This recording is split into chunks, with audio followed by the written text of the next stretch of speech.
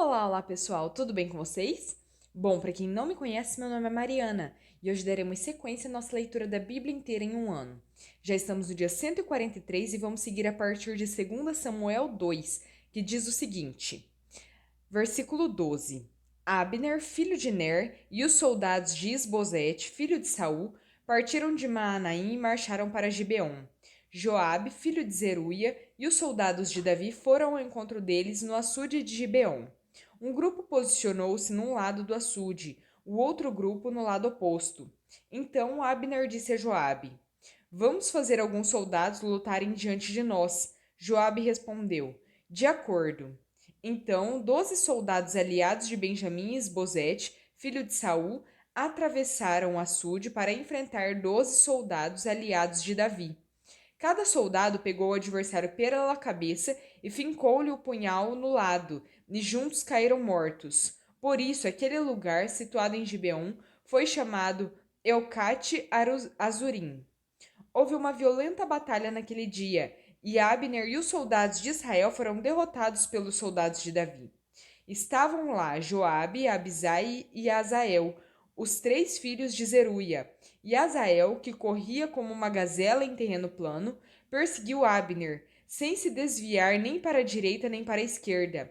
Abner olhou para trás e perguntou: É você, Azael? Sou eu, respondeu ele. Disse-lhe então Abner: É melhor você se desviar para a direita ou para a esquerda, capturar um dos soldados e ficar com as armas dele. Mas Azael não quis parar de persegui-lo.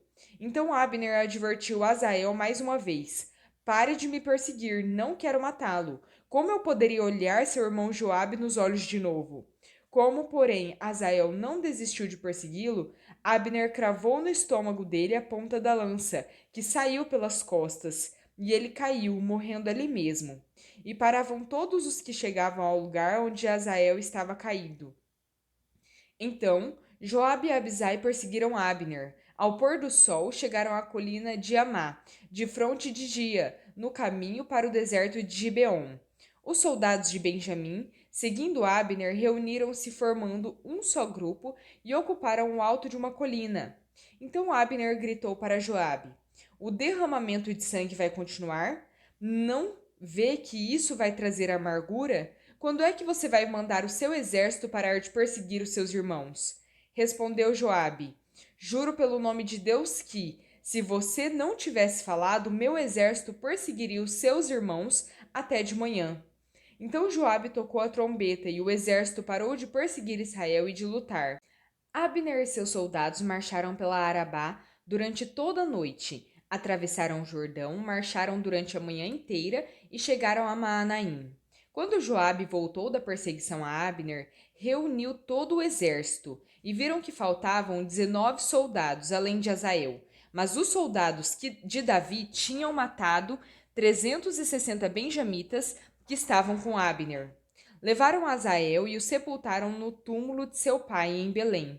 Depois disso, Joabe e seus soldados marcharam durante toda a noite e chegaram a Hebrom ao amanhecer. 2 Samuel 3. A guerra entre as famílias de Saul e de Davi durou muito tempo.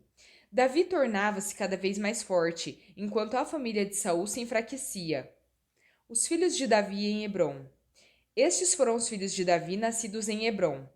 O seu filho mais velho era Amnon, filho de Ainoã de Jezreel. O segundo, Quileabe de Abigail, viúva de Nabal de Carmelo. O terceiro, Absalão de Maaca, filho de Talmai, rei de Gesur. O quarto, Adonias de Agite.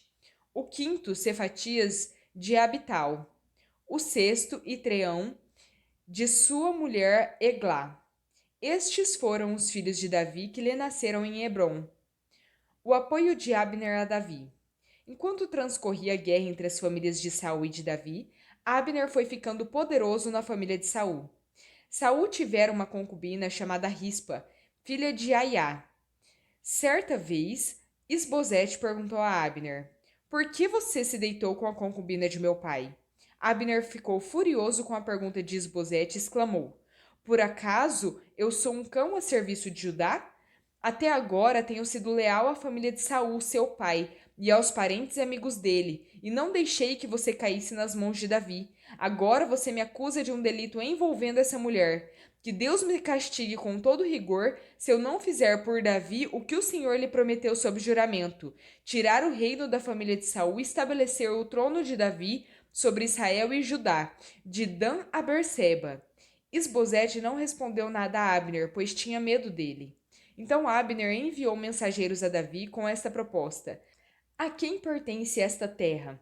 Faze um acordo comigo e eu te ajudarei a conseguir o apoio de todo Israel. Está bem, disse Davi. Farei um acordo com você, mas com uma condição: não compareça à minha presença quando vier me ver, sem trazer-me Mical, filha de Saul. E Davi enviou mensageiros a Isbosete, filho de Saul, exigindo: entregue-me minha mulher Mical, com quem me casei pelo preço de 100 prepúcios de filisteus. Diante disso, Isbosete mandou que a tirassem do seu marido Paltiel, filho de Laís. Mas Paltiel foi atrás dela e a seguiu chorando até Baurim. Então Abner ordenou-lhe que voltasse para casa, e ele voltou. Nesse meio tempo, Abner enviou esta mensagem às autoridades de Israel: já faz algum tempo que vocês querem Davi como rei. Agora é o momento de agir, porque o Senhor prometeu a Davi: por meio de Davi, meu servo, livrarei Israel do poder dos filisteus e de todos os seus inimigos. Abner também falou pessoalmente com os benjamitas. Depois foi a Hebrom dizer a Davi tudo o que Israel e a tribo de Benjamim haviam aprovado. Quando Abner, acompanhado de 20 homens, apresentou-se a Davi em Hebrom, este ofereceu um banquete para ele e para os homens que o acompanhavam. Disse então Abner a Davi: deixa que eu me vá e reúna todo Israel, meu senhor, para que faça um acordo contigo, ó rei, e reine sobre tudo o que desejares. Davi o deixou ir, e ele se foi em paz. Joabe mata Abner.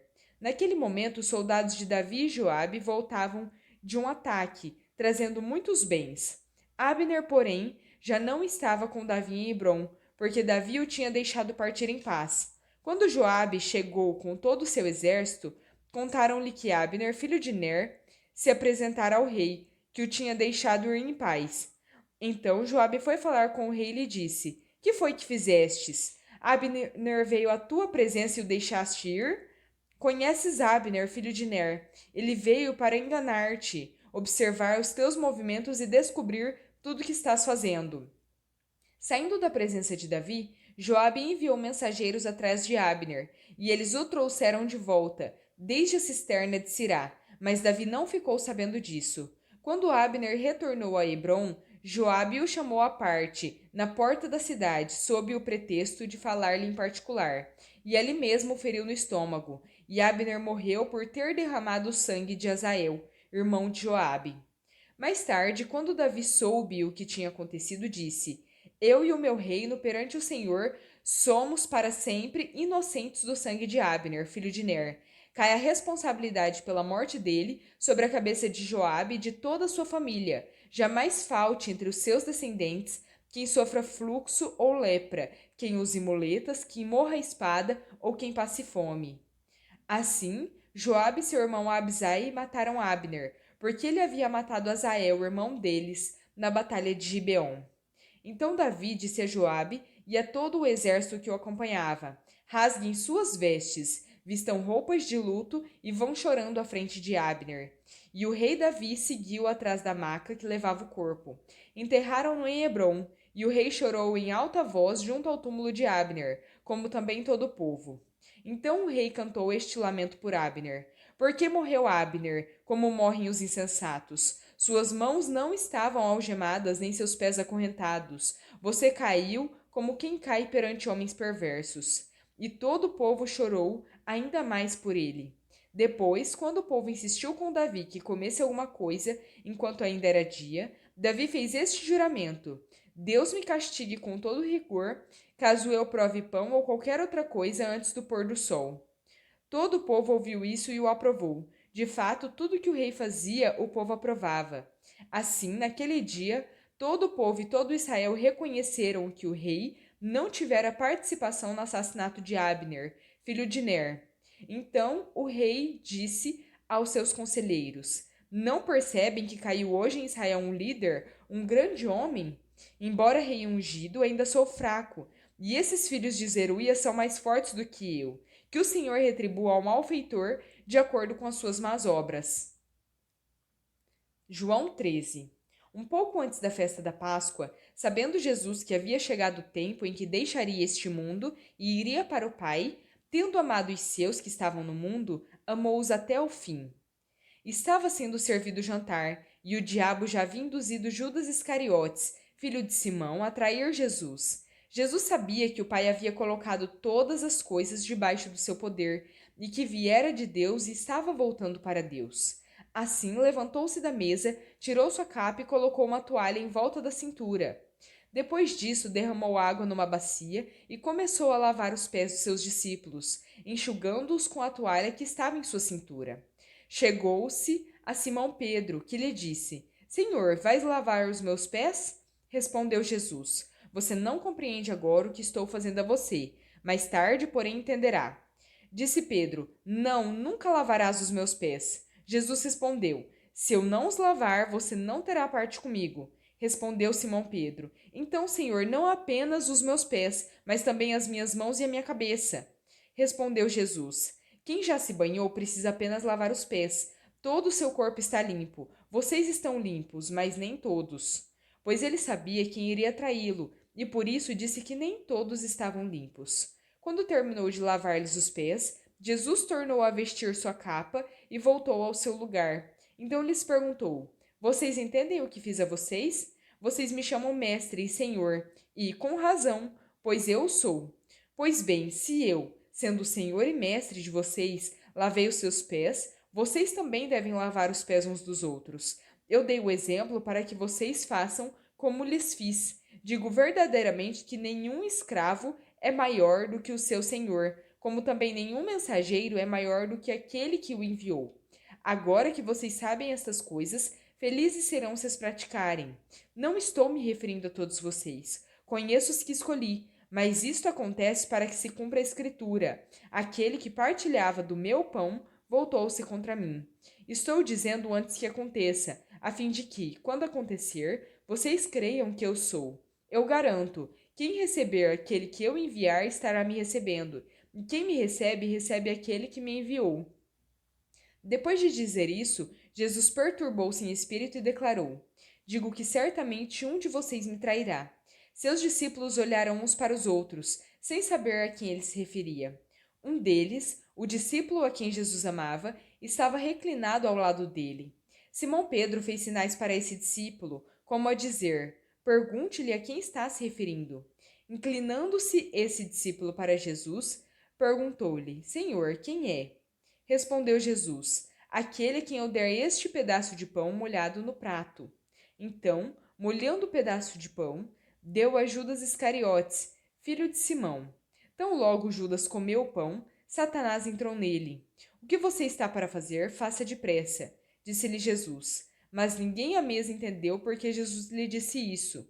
Visto que Judas era o encarregado do dinheiro, alguns pensaram que Jesus estava lhe dizendo que comprasse o necessário para a festa, ou que desse algo aos pobres. Assim que comeu o pão, Judas saiu, e era noite. Salmo 119. Como são felizes os que andam em caminhos irrepreensíveis, que vivem conforme a lei do Senhor. Como são felizes os que obedecem aos seus estatutos, e de todo o coração o buscam. Não praticam o mal e andam nos caminhos do Senhor. Tu mesmo ordenaste os teus preceitos, para que sejam fielmente obedecidos. Quem dera fossem firmados os meus caminhos na obediência aos teus decretos. Então, não ficaria decepcionado ao considerar todos os teus mandamentos. Eu te louvarei de coração sincero, quando aprender as tuas justas ordenanças. Obedecerei aos teus decretos. Nunca me abandones. Como pode o jovem manter pura sua conduta? Vivendo de acordo com a tua palavra. Eu te busco de todo o coração. Não permitas que eu me desvie dos teus mandamentos. Guardei no coração a tua palavra para não pecar contra ti. Bendito seja, Senhor. Ensina-me os teus decretos. Com os lábios repito todas as leis que promulgaste. Regozijo-me em seguir os teus testemunhos, como o que se regozija com grandes riquezas. Meditarei nos teus preceitos e darei atenção às tuas veredas. Tenho prazer nos teus decretos. Não me esqueço da tua palavra. Provérbios 15, versículos 29 ao 30. O Senhor está longe dos ímpios, mas ouve a oração dos justos. Um olhar animador dá alegria ao coração, e as boas notícias revigoram os ossos. Bom, pessoal, terminamos por aqui a nossa leitura. Espero que tenham gostado. Se gostaram, deixem o seu like, compartilhem esse vídeo e se inscrevam no canal se ainda não são inscritos. Muito obrigada, fiquem com Deus e até a próxima!